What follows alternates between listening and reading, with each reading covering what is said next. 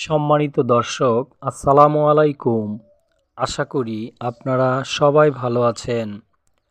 আজকে সম্পূর্ণ ব্যতিক্রমধর্মী একটি ধারাবাহিক নিয়ে আপনাদের সামনে এই প্রতিবেদনটি উপস্থাপন করব।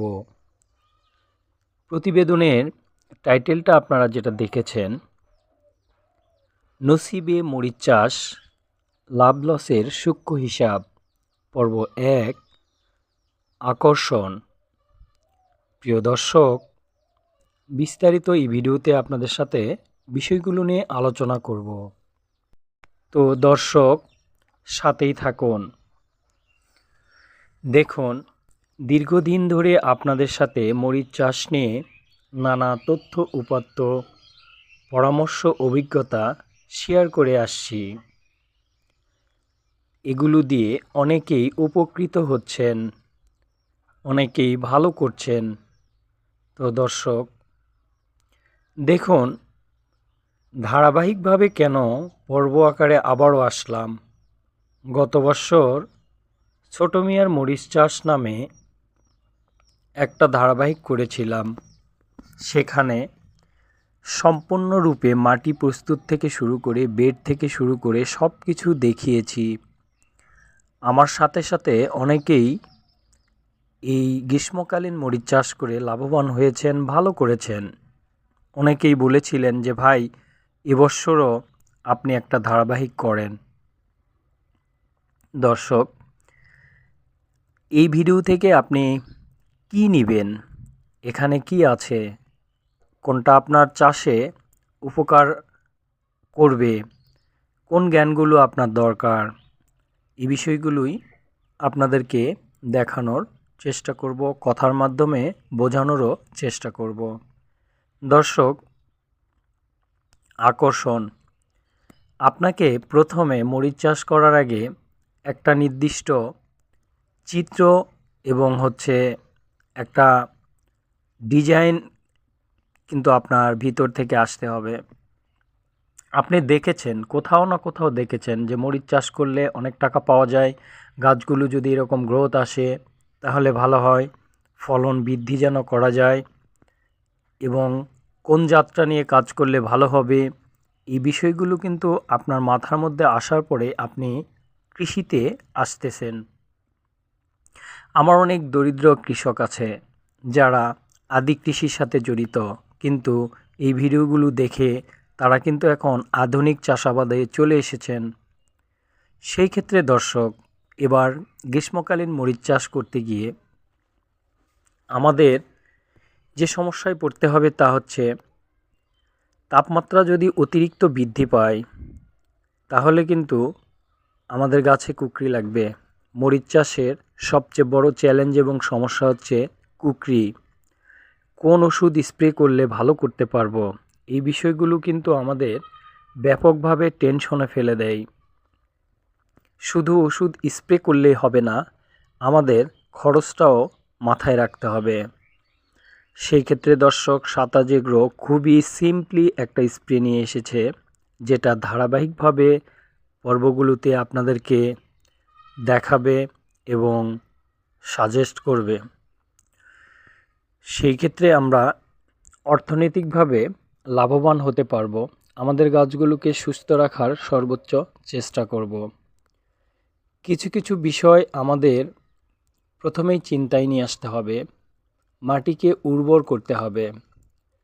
ভালো মাটি যদি হয় তাহলে সেখানে ভালো জাতের বীজ যদি বপন করেন বা চারা রোপণ করেন তাহলে ভালো রেজাল্ট করা যাবে। সেই ক্ষেত্রে আমাদের যে জিনিসগুলো শিখতে হবে, আমরা জমিতে কি পরিমাণ সার দিব, কতটুকু সার দিলে আমাদের জমিতে ব্যালেন্স হবে। আর এই ব্যালেন্স ফার্টিলাইজারে আপনাদের যেটা মাথায় রাখতে হবে তা হচ্ছে দর্শক, রাসায়নিক এবং জৈবিক দুই ধরনের সার ম্যানেজমেন্ট দিয়ে আমাদের জমিটাকে প্রস্তুত করতে হবে। এর পাশাপাশি জমিকে শোধন করে নিতে হবে। তারপরে আমাদের একটা মাস্টারমাইন্ড বেড করতে হবে, যে বেডের মধ্যে সূর্যের তাপমাত্রা কম লাগবে এবং গাছগুলো ভালো মতো বিস্তর লাভ করতে পারবে। সেই ক্ষেত্রে আমরা যদি সিঙ্গেল লাইন বেট করি তাহলে মনে হয় পারফেক্ট হবে। দর্শক, পরবর্তী পর্বতে প্রত্যেকটা স্টেপ দেখানোর চেষ্টা করবে ইনশাল্লাহ। এবার আসুন আমাদের প্রস্তুতি। আকর্ষণের কথা যেটা বললাম দর্শক, কৃষি কিন্তু বৈচিত্র্যময়।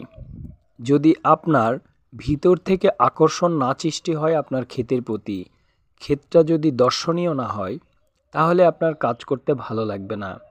এরপরে যদি ভালো ফলন যদি আপনি আনতে পারেন, তখন আপনার বাজার নিয়ে চিন্তাভাবনা করতে হবে। মরিচ চাষে কেন আকর্ষণ কাজ করলো মানুষের ভিতরে, কেন শিক্ষিত জেনারেশন মরিচ চাষে আসছেন বা কৃষিতে আসছেন? তথ্য প্রযুক্তির বর্তমান ইলেকট্রনিক্স মিডিয়ার সহায়তায় আমরা যে কোনো সময় ভালো ভালো ফলনশীল ভিডিও দেখি, ভালো প্রতিবেদন দেখি, এবং সেখানে যখন দেখি মরিচের দাম কখনো 1000-1200 টাকা কেজি, কখনো 300-400 টাকা কেজি, এখান থেকে প্রচুর টাকা আয় করা যাচ্ছে। এমন একটি মানসিকতা নিয়ে আমরা কিন্তু মাঠে ঝাঁপিয়ে পড়ছি, আমরা কৃষিতে আসছি। সেখান থেকে আমরা যখন টাইমিংটা মিলাতে পারছি না, মানে কোন সময় চাষাবাদ করলে বাজার ভালো পাওয়া যাবে, এই বিষয়টা বুঝে উঠতেছি না। কোন সময় পোকামাকড়ের আক্রমণ বেশি থাকে, কোন সময় মরিচ চাষে ভালো করা যায়, কোন সময় মরিচের কোন জাত রোপণ করলে ভালো হয়, এরকম নানা হেজিটেশনের কারণে, অভিজ্ঞতা না থাকার কারণে আমরা কিন্তু প্রচুর পরিমাণে লস করছি দর্শক। সেই ক্ষেত্রেই আমরা প্রতিটা জিনিস ভেঙে ভেঙে আপনাদেরকে সময় অনুযায়ী আপডেট দিব, প্রতিটা পর্ব ওইভাবে সাজাবো। তো এখন আপনারা যারা কৃষিতে আসছেন, মরিচ চাষ করছেন, তাদের জন্য বলছি দর্শক, বুঝে শুনে একটা সঠিক গাইডলাইন নিয়ে, একটা সঠিক ডিজাইন নিয়ে পরিকল্পনা মাফিক আসুন। এই মুহূর্তে আপনাদেরকে যে চিত্রটা দেখাতে চাচ্ছি দর্শক, আমার এই ক্ষেতটার সাথে আরেকজন চাষির ক্ষেত। আপনাদেরকে যে বললাম লাভ লসের একটা সূক্ষ্ম হিসাব এই মরিচ চাষ থেকে আপনাদের করতে হবে। এটা আমার পাশে আরেকজন চাষির ক্ষেত। বাস্তব চিত্রগুলো আপনাদের দেখা উচিত দর্শক, সরাসরি আমি দেখানোর চেষ্টা করছি। এভাবে যদি মরিচ চাষ করা হয়, বর্তমান ক্ষেতটার যে অবস্থা দেখছেন, এখানে কোনো আকর্ষণ থাকবে না, আপনার মনোবল ভেঙে যাবে, আপনি লস করবেন, গাছে অনেক কুকলি লেগে গেছে। তার মানে এখানে সঠিক গাইডলাইন, সঠিক পরিচর্যা এবং অভিজ্ঞতা, সময়ের সাথে আবহাওয়ার সাথে আমরা পোকামাকড়কে দমন করতে পারি নাই। তাই আমাদের গাছগুলো দেখুন, এখানের যে চাষির ক্ষেত সেটা নষ্ট হয়ে গিয়েছে। আমার পাশাপাশি একই জমি, একই রকম পরিস্থিতি, কিন্তু তারপরে শুধুমাত্র না জানার কারণে ওনার ক্ষেতটা নষ্ট হয়ে গেছে।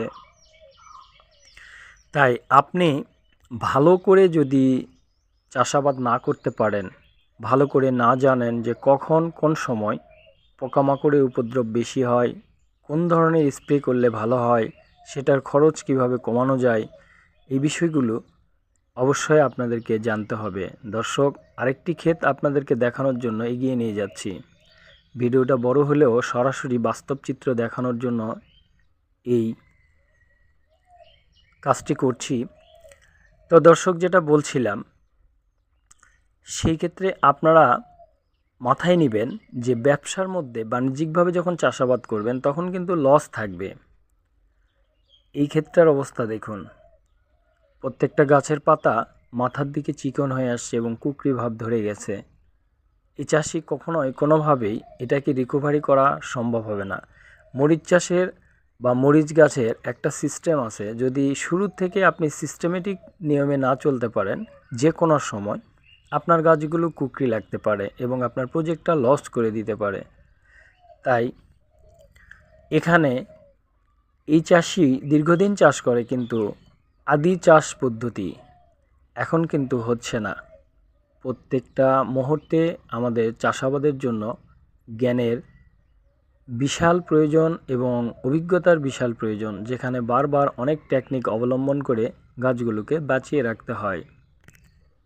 তাই দর্শক, যারা সাতাজ এগ্রোর নিয়মিত দর্শক তাদের বলছি, প্ল্যান করুন, আকর্ষণ সৃষ্টি করুন। সেই আকর্ষণটা যেন ভিতরে দীর্ঘদিন থাকে চাষাবাদের প্রতি, তাহলে আপনারা ভালো করতে পারবেন। হুট করেই মরিচ চাষে আসলেন এবং চলে গেলেন, তাহলে কিন্তু দর্শক ভালো করা যাবে না। আমি আমার ক্ষেত্রটিকে আবারও আপনাদেরকে একটু জুম করে দেখাচ্ছি। আমার আশেপাশে এরকম পরিস্থিতি। মরিচের দাম অনেক কম, এখন 850 থেকে 1800 টাকা পর্যন্ত মরিচের বাজার আছে। তাহলে চিকন যেটা মরিচ সেটা 1800 টাকা, যেটা মোটা সাদা মরিচ সেটা কিন্তু 850 টাকা।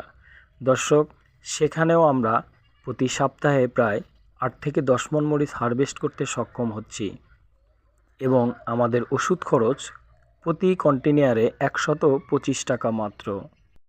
তাই দর্শক, আমরা সকল বিষয় খেয়াল করেই চাষাবাদ করি।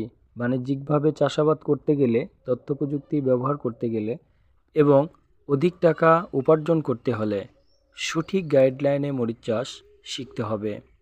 এক্ষেত্রে দর্শক, পর্ব 2-এ আমরা চাষাবাদ শুরু করার প্রক্রিয়া আপনাদেরকে দেখাবো ইনশাল্লাহ।